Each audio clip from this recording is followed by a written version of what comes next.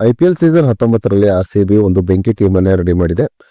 IPL season 18ರಲ್ಲಿ ಒಂದು ಭರ್ಜರಿ ಆದಂತಹ ಪ್ರದರ್ಶನ ತೋರುವುದರ ಮೂಲಕ ಐಪಿಎಲ್ ನಲ್ಲಿ ಮೊದಲ ಬಾರಿಗೆ ಚಾಂಪಿಯನ್ ಆಗಿ ಹೊರಹೊಮ್ಮಿದ್ದಂತ ಆರ್ಸಿಬಿ ಸೀಸನ್ 19ರಲ್ಲೂ ಕೂಡ ತನ್ನ ತಂಡವನ್ನ ಇನ್ನಷ್ಟು ಬಲ ಮಾಡಿಕೊಂಡಿದೆ. ಈ ಕಾರಣದಿಂದಾಗಿ ಸೀಸನ್ 19ರಲ್ಲೂ ಕೂಡ ಆರ್ಸಿಬಿ ಕಪ್ಪನ್ನ ಎತ್ತಿ ಹಿಡಿಯಬಹುದೆಂಬ ದೊಡ್ಡ ನಿರೀಕ್ಷೆ ಇದೀಗ ಆರ್ಸಿಬಿ ಅಭಿಮಾನಿಗಳಲ್ಲಿ ಮೂಡಿದೆ ಅಂತಾನೆ ಹೇಳಬಹುದಾಗಿದೆ.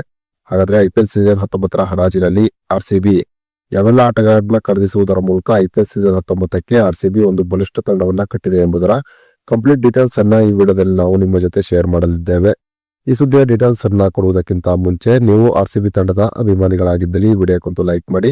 ಹಾಗೆ ಐಪಿಎಲ್ ಸೀಸನ್ 19ರಲ್ಲೂ ಕೂಡ ಆರ್ಸಿಬಿ ಚಾಂಪಿಯನ್ ಆಗಿ ಹೊರಹೊಮ್ಮುತ್ತದೆ ಅಂತ ನಿಮ್ಗೆ ಅನ್ಸುತ್ತದೆಯೋ ಅಥವಾ ಇಲ್ಲವೇ ಎಂಬ ನಿಮ್ಮ ಅನಿಸಿಕೆಯನ್ನ ತಪ್ಪದೆ ಕಮೆಂಟ್ ಬಾಕ್ಸ್ ಅಲ್ಲಿ ತಿಳಿಸಿ ಕೂಡ. ಐಪಿಎಲ್ ಸೀಸನ್ 19ರ ಮಿನಿ ಹರಾಜಿನಲ್ಲಿ ಆರ್ಸಿಬಿ 16 ಕೋಟಿ ರೂಪಾಯಿಗಳ ಪರ್ಸ್ ಬ್ಯಾಲೆನ್ಸ್ ಅನ್ನ ಹೊಂದಿತ್ತು. ಈ 16 ಕೋಟಿಯ ಪರ್ಸ್ ಬ್ಯಾಲೆನ್ಸ್ ನಲ್ಲಿ ಆರ್ಸಿಬಿ ಬೆಂಕಿ ಆಟಗಾರರನ್ನೇ ಖರೀದಿ ಮಾಡಿದೆ. ಐಪಿಎಲ್ ಸೀಸನ್ 19ರ ಹರಾಜಿನಲ್ಲಿ ಆರ್ಸಿಬಿ ಖರೀದಿಸಿದ ಮೊದಲ ಆಟಗಾರ ಯಾರೆಂದರೆ ಅದು ವೆಂಕಟೇಶ್ ಅಯ್ಯರ್.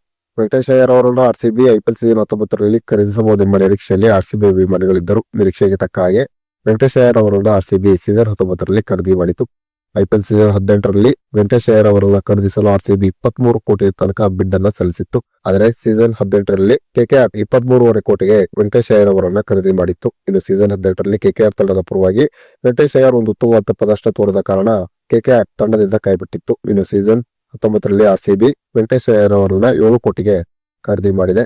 ವೆಂಕಟೇಶ್ ಅಯ್ಯರ್ ಸೀಸನ್ 18ರಲ್ಲಿ ನಿರೀಕ್ಷೆಗೆ ತಕ್ಕ ಹಾಗೆ ಒಂದು ಉತ್ತಮವಾದ ಪ್ರದರ್ಶನ ತೋರಲಿಲ್ಲ ನಿಜ, ಆದರೆ ವೆಂಕಟೇಶ್ ಅಯ್ಯರ್ ಒಬ್ಬ ಅದ್ಭುತ ಆಲ್ರೌಂಡರ್. ಹೀಗಾಗಿ ವೆಂಕಟೇಶ್ ಅಯ್ಯರ್ ಅವರ ಸಾಮರ್ಥ್ಯದ ಮೇಲೆ ನಂಬಿಕೆಯಲ್ಲಿಟ್ಟು ಆರ್ಸಿಬಿ ಸೀಸನ್ 19ರಲ್ಲಿ ವೆಂಕಟೇಶ್ ಅಯ್ಯರ್ ಅವರನ್ನ ಖರೀದಿ ಮಾಡಿದೆ. ವೆಂಕಟೇಶ್ ಅಯ್ಯರ್ ಅವರ ಆಗಮನದಿಂದಾಗಿ ಇದೀಗ ಆರ್ಸಿಬಿಯ ಬ್ಯಾಟಿಂಗ್ ಮತ್ತು ಬೌಲಿಂಗ್ ಗೆ ಇನ್ನಷ್ಟು ಬಲ ಬಂದ ಹಾಗೆ ಆಗಿದೆ. ಇನ್ನು ಐಪಿಎಲ್ ಸೀಸನ್ 19ರಲ್ಲಿ ಆರ್ಸಿಬಿ ಖರೀದಿ ಮಾಡಿದ ಎರಡನೇ ಆಟಗಾರ ಯಾರೆಂದರೆ ಅದು ನ್ಯೂಜಿಲೆಂಡ್ ನ ಜಾಕೋಬ್ ಡಫಿ ಸದ್ಯ ಐಸಿಸಿ ಟಿ20 ರ್ಯಾಂಕಿಂಗ್ ನಲ್ಲಿ 2ನೇ ರ್ಯಾಂಕ್ ನಲ್ಲಿ ಇದ್ದಾರೆ. ಸದ್ಯ ಟಿ20ಯಲ್ಲಿ ಒಂದು ಭರ್ಜರಿಯಾದಂತಹ ಬೌಲಿಂಗ್ ಪ್ರದರ್ಶನದ ಮೂಲಕ ಮಿಂಚುತ್ತಿರುವಂತಹ ಜಾಕೋಬ್ ಡಫಿಯನ್ನ 2 ಕೋಟಿ ರೂಪಾಯಿಗಳಿಗೆ ಆರ್ಸಿಬಿ ಖರೀದಿ ಮಾಡಿತು. ಇನ್ನು ಐಪಿಎಲ್ ಸೀಸನ್ 19ರಲ್ಲಿ ಆರ್ಸಿಬಿ ಮಧ್ಯಪ್ರದೇಶ ತಂಡದ ಆಲ್ರೌಂಡರ್ ಆಗಿರುವಂತಹ ಮಂಗೇಶ್ ಯಾದವ್ಗೆ 5 ಕೋಟಿ 20 ಲಕ್ಷ ರೂಪಾಯಿಗಳನ್ನ ಕೊಟ್ಟು ಖರೀದಿ ಮಾಡಿದೆ. ಮಂಗೇಶ್ ಯಾದವ್ ಮಧ್ಯಪ್ರದೇಶ ಪ್ರೀಮಿಯರ್ ಲೀಗ್ ನಲ್ಲಿ ಒಂದು ಉತ್ತಮವಾದ ಆಲ್ರೌಂಡಿಂಗ್ ಪ್ರದರ್ಶನ ತೋರುವುದರ ಮೂಲಕ ಮಿಂಚಿದ್ದರು. ಹೀಗಾಗಿ ಮಂಗೇಶ್ ಯಾದವ್ಗೆ 5 ಕೋಟಿ 20 ಲಕ್ಷ ರೂಪಾಯಿಗಳನ್ನ ಕೊಟ್ಟು ಆರ್ಸಿಬಿ ಖರೀದಿ ಮಾಡಿದೆ. ಹಾಗೆಯೇ ಆರ್ಸಿಬಿ ಐಪಿಎಲ್ ಸೀಸನ್ 19ರಲ್ಲಿ ಯುವ ಆಲ್ರೌಂಡರ್ ಆಗಿರುವಂತಹ ಸಾತ್ವಿಕ್ ದೇಸ್ವಾಲ್ ಅವರನ್ನ ಕೂಡ 30 ಲಕ್ಷ ರೂಪಾಯಿಗಳಿಗೆ ಖರೀದಿ ಮಾಡಿದೆ. ಇನ್ನು ಆರ್ಸಿಬಿ ಇಂಗ್ಲೆಂಡ್ ತಂಡದ ಜೋರ್ಡನ್ ಕಾಕ್ಸ್ ಅವರನ್ನ ಕೂಡ 75 ಲಕ್ಷ ರೂಪಾಯಿಗಳಿಗೆ ಖರೀದಿ ಮಾಡಿತು. ಜೋರ್ಡನ್ ಕಾಕ್ಸ್ ವಿಕೆಟ್ ಕೀಪರ್ ಆಗಿದ್ದು ಜೊತೆಗೆ ಒಬ್ಬ ಸ್ಫೋಟಕ ಬ್ಯಾಟ್ಸ್ಮನ್ ಆಗಿದ್ದಾರೆ. ಇಂಗ್ಲೆಂಡ್ ನ 100 ನಲ್ಲಿ ಒಂದು ಭರ್ಜರಿಯಾದಂತಹ ಬ್ಯಾಟಿಂಗ್ ಪ್ರದರ್ಶನ ತೋರುವುದರ ಮೂಲಕ ಜೋರ್ಡನ್ ಕಾಕ್ಸ್ ಮಿಂಚಿದ್ದರು. ಇಂತಹ ಸ್ಫೋಟಕ ಬ್ಯಾಟ್ಸ್ಮನ್ ಅನ್ನ ಆರ್ಸಿಬಿ ಇದೀಗ ಖರೀದಿ ಮಾಡಿದೆ. ಇನ್ನು ಆರ್ಸಿಬಿ ಐಪಿಎಲ್ ಸೀಸನ್ 19ರಲ್ಲಿ ಆಲ್ರೌಂಡರ್ ಆಟಗಾರರಾಗಿರುವಂತಹ ಕಾರಿಕ್ ಚೌಹಾಣ್ ಅವರನ್ನ 30 ಲಕ್ಷ ರೂಪಾಯಿಗಳಿಗೆ ಖರೀದಿ ಮಾಡಿದ್ದಾರೆ.